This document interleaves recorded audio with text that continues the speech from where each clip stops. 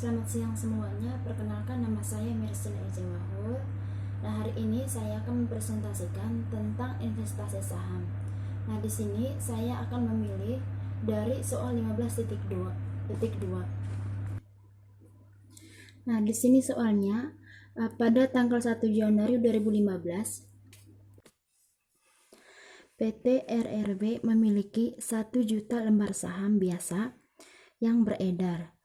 Pada bulan Maret, perusahaan mengeluarkan 150.000 saham baru untuk mendapatkan tambahan modal. Pada tanggal 1 Juli, perusahaan mendeklarasikan dan mengeluarkan pemecahan saham 2 untuk 1. Dan pada tanggal 1 Oktober, perusahaan membeli 600.000 sahamnya sendiri yang beredar dari pusat modal dan kemudian memberhentikannya.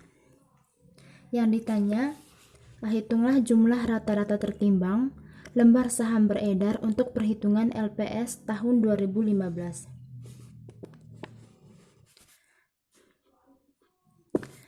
Nah, di sini untuk tabel perubahan jumlah saham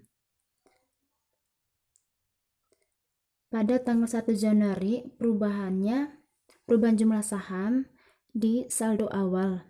Nah, untuk jumlah lembar saham biasa beredar sebesar 1 juta. Dan pada tanggal 1 Maret, perubahan mengeluarkan 150.000 lembar saham baru untuk mendapatkan tambahan modal sebesar 150.000. Jika ditotalkan antara tanggal 1 Januari sampai 1 Maret sebesar 1.150.000.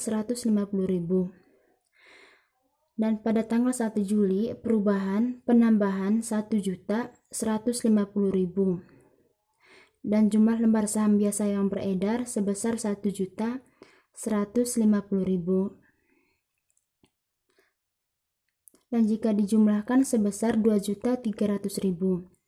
Dan pada tanggal 1 Oktober, perubahan membeli kembali 600.000 lembar sahamnya sendiri. Nah, berarti dikurang sebesar 600.000. 2.300.000 dikurang 600.000 hingga 31 Desember saldo akhirnya sebesar 1.700.000 rupiah. Nah, di sini untuk perhitungan jumlah rata-rata tertimbang.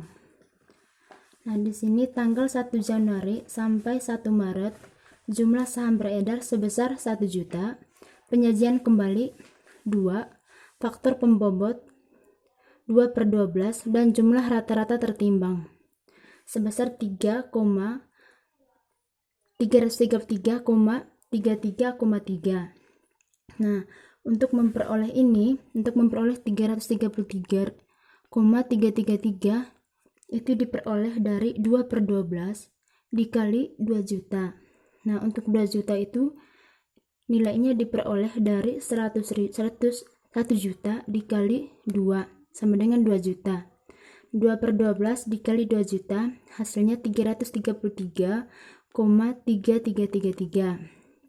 Nah, untuk yang 1 Maret sampai 1 Juli jumlah saham yang beredar sebesar 1.150.000. Untuk penyajian kembali sebesar 2, faktor pembobot 4/12 dan jumlah rata-rata tertimbang sebesar 766,666,7.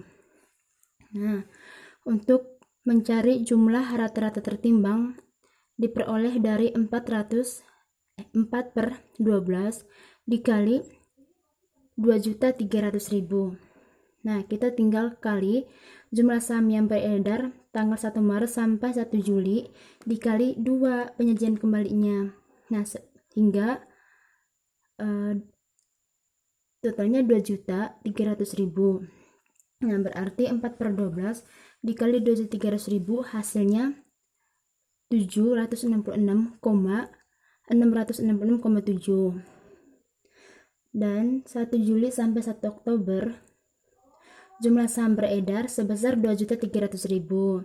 Nah, tinggal 3/12 dikali 2.300.000 hasilnya 575.000.